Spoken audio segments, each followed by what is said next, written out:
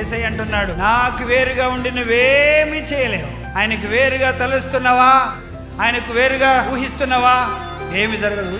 ఆయనతో సమీపంగా మనం అడుగులు వేయాలి. ఆయనకు వేరైనది ఏది కూడా నిలవదు అని వాక్యం సెలవిస్తుంది. ఆయనతో ఐక్యపరుచుకొని ఏమైనా చేయగలవు. ఆయనతో వేరు చేసుకున్నావా, లాస్ట్కి ఫెయిల్.